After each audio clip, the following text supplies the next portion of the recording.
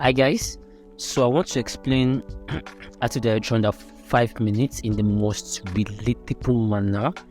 So of course, this doesn't cover the whole functionality of the AD, the Active Directory, right? But just basics, emphasis on the user management part or the identity management capacity, right? So AD is Active Directory, okay? Or perhaps you work on collaborative projects and the tech team keep mentioning things like we think the issues from the Active Directory, or this is an issue with the synchronization with the AD, right? I mean, here's a chance to actually have a clear understanding. When you go online, I'm sure you see different definitions of the Active Directory, right? But one thing you mostly see in common is the term identity management and directory, and that's what we want to work with here.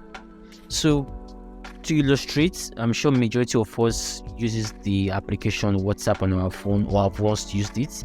So you notice that before you can message anyone on your WhatsApp, that person has to be added on your contact directory first. Yes, I think I stressed that word. Directory. You understand? So where we have to create the first name, the username, last name, number, and additional information before we can actually do the messaging itself. Whatever is being added there, that's what syncs up to the WhatsApp.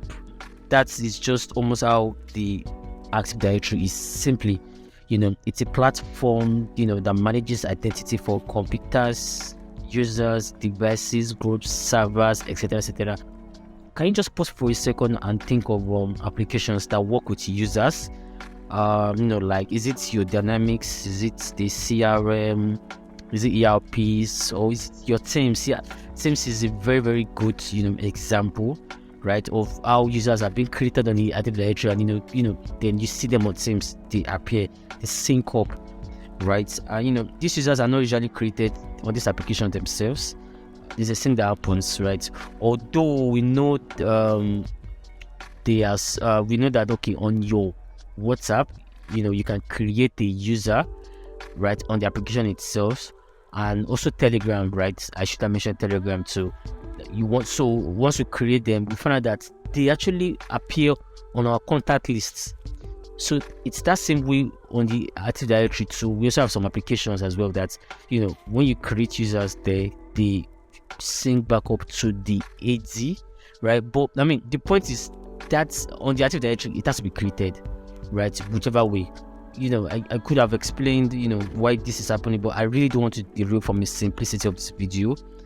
And of course, we also have the Office 365, right, or the Azure Cloud, and there's something also called the Azure Active Directory, which is more or less like the Active Directory for the cloud. Yeah, but then again, I don't want to really derail from the simplicity of this video. So now back to our WhatsApp. What happens when we delete users from our contacts? We are unable to see their names on our WhatsApp, right?